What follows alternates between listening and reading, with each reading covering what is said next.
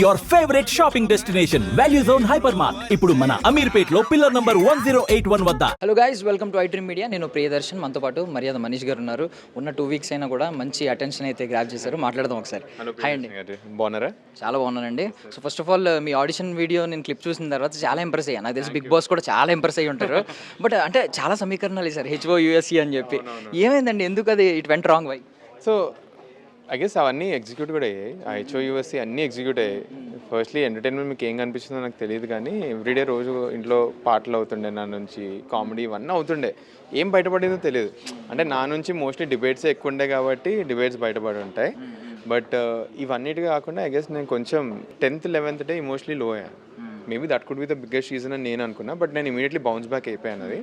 But again every day is very important in Bigg Boss house. నేను అదే ఒక reason అనుకుంటున్నాను, nothing else. So first of all అంటే last వరకు filter అవుతూ వస్తున్నప్పుడు ఏమన్నా అనుకున్నారా వెళ్ళిపోతానేమో అని, లేదంటే ముందు నుంచి షాకింగ్ అయినా ఈ ఎవిక్షన్ అనేది? షాకింగ్ నాకు, ఎందుకంటే గేమ్ తెలుసు కదండి. సో గేమ్ ఒకటి, హౌస్ మేట్స్లో మనీష్ అంటే ఒక ఒపీనియన్ ఏంటి, ఇవన్నీ తెలుసు కదా. సో ఇవన్నీ తెలిసిన తర్వాత లాస్ట్కి నన్ను ఫ్లోరా గారిని పిలిచినప్పుడు కూడా నేను వాజ్ వెరీ కాన్ఫిడెంట్గా ఫ్లోరా గారు పోతారు. అదే ఫ్లోరా గేమ్ కనిపించట్లేదు. బట్ నేను ఒకటి మర్చిపోయిన ఫ్యాక్టర్ ఏంటంటే ఎక్స్టర్నల్ ఇట్స్ జనాలు హూ ఆర్ ఓటింగ్. సో ఏదో ఒకటి కనెక్ట్ అయ్యి ఉండకపోవచ్చు అని నాకు సెన్స్ అయిపోయింది. ఇదంతా కాదు, మాకు లాస్ట్ వీకే ఒక హింట్ వచ్చింది. మాకు డెమాన్ బాటంలో ఉన్నప్పుడు మాకు అప్పుడే సెన్స్ అయింది ఏంటంటే మేబీ కామనర్స్కి ఓట్స్ పడట్లేదేమో బయట అని ఒకటి థాట్ వచ్చింది. బట్ షష్ఠి గారు వెళ్ళిపోగానే కొంచెం హోప్ వచ్చింది, అరే పడుతుందేమో అని. సో డైసీ ఉండే. నాకు తెలిసి ఈ ఎలిమినేషన్ తర్వాత ఇంకొంచెం క్లారిటీ వస్తుంది లోపల అని నేను అనుకుంటున్నాను. అండ్ మ్యాటర్ ఏంటంటే నార్మల్గా మీరు అన్నారు ఇప్పుడు ఓట్స్ సరిగ్గా పడట్లేదేమో అని చెప్పి. బేసికల్లీ మీరే ఇంకో స్టేట్మెంట్ పాస్ చేశారు, చాలామంది అగ్రీ చేశారు. ఏంటంటే ఎంత చిల్లరగా ఉన్నారేంటి అని చెప్పి. అంటే తప్పుగా నేను అంటలేదు, ఓకే స్టేట్మెంట్ రాంగ్ అవ్వచ్చు, బట్ మీనింగ్ మాత్రం ఒకవేళ పాజిటివ్గా మీరు మీ ఎంటర్ప్రెన్యూర్ లాంగ్వేజ్లో మాట్లాడుకుంటే మంచిగా మాట్లాడేవారు. అదే మాట. నిజంగానే మీకు అలా అనిపిస్తుందా ఇప్పటికీ? స్టిల్ ఒక టఫ్ కాంపిటీషన్, కామనర్స్ నుంచి ఎవరు లేరు కాంపిటేటర్ అని చెప్పి మీకు అనిపిస్తుంది? బేసికలీ అట్ సైడ్ నుంచి అయితే celebrities with treating me and Harish garu as a very tough competition. మీరు ఏది చూసినా కూడా, ఇప్పుడు ఫర్ ఎగ్జాంపుల్ ఇమాన్యుయల్ నాది బిగ్గెస్ట్ డిబేట్, నాది బర్నీ గారు అయితే ఎవ్రీ వీక్ అవుతుంది, మాది హరీష్ గారితో ఎవ్రీ వన్ అవుతుంది. ఇంకెవరిది అవుతుందండి డిబేట్స్? సో వీళ్ళు స్టార్టింగ్ నుంచి మమ్మల్ని చూసారు, కొంచెం సెన్స్ ఆఫ్ టార్గెటింగ్ కూడా మేము సెన్స్ చేసాం, దానికోసం మేము అంత అవుతుంది. మిగతా నలుగురు దే ఆర్ ప్లేయింగ్ ఏమంటారు అన్నగారి కుటుంబం గేమ్, అక్కడ ఏమంటారు ఫ్రెండ్లీ గేమ్ ఆడుతున్నారు. అది వాళ్ళు రియలైజ్ అయ్యి వాళ్ళు అడ్వాంటేజ్కి యూజ్ చేసుకుంటున్నారు అదంతా. సో దానికోసం ఇప్పటి నుంచి మిగిలిన వాళ్ళు ఐ గెస్ హరీష్ గారు is one of the best fighter.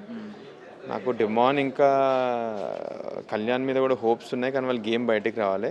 నాకు బిగ్గెస్ట్ వైల్డ్ కార్డ్ ప్రియా గారు అవుతారేమో అని చిన్న హోప్ ఉందండి, చిన్న హోప్. ఎందుకంటే తనని అగ్రి పరీక్షలో చూశాను.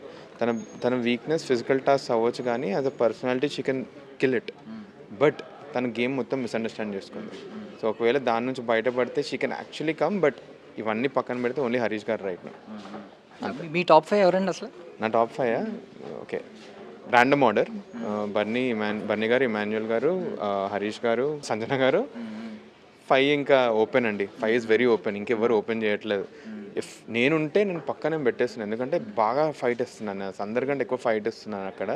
అది కనిపించిందో లేదో తెలియదు కానీ but these are the top 5 which I have. So ఎంటర్ప్రెన్యూర్గా మీరు క్లయింట్ ఫీడ్బ్యాక్ మీద డిపెండ్ అయి ఉంటారు నార్మల్గా. ఇక్కడ ఏంటంటే మీకు ఫీడ్బ్యాక్ రాదు నార్మల్గా, మీరు లోపల ఉంటారు, మొత్తం అంతా మీరే ఆలోచించుకుని అనలైజ్ చేసుకోవాలి. మీరు అనలైజ్ చేసుకున్నది ఏంటి అసలు? మాకు ఫీడ్బ్యాక్ వస్తుంది కదా. వస్తుందా? నాగార్జున గారి ఎపిసోడ్ మీరు వస్తే ఎపిసోడ్ ఎంటర్టైన్మెంట్ లెక్క చూస్తారు. నేను ఎప్పుడైనా నాగార్జున ఎపిసోడ్లో ఏమైనా డిబేట్ చేశానా? నేను కామ్గా ఇంటూ కూర్చుంటాను. ఆయన ప్రతి ఒక్క వర్డ్ మాకు క్లూ లోపల. ఏ కంటెస్టెంట్ గురించి మాట్లాడారంటే ఆ కంటెస్టెంట్ బొమ్మ టీవీ మీద పడ్డట్టు, అది జనాలు రిసీవ్ చేసుకున్నట్టు. సో అది ఫోకస్ అందరం చేస్తాం, at least the smartest once do it అనమాట.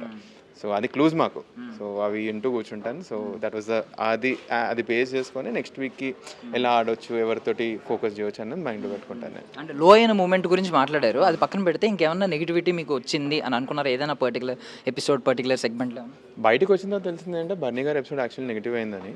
బట్ నాకు నో రిగ్రెట్స్ అండి ఆ ఎపిసోడ్లో, ఎందుకంటే ఉన్నది మాట్లాడాను అసలుకి. లైక్ అవన్నీ అయ్యాయి.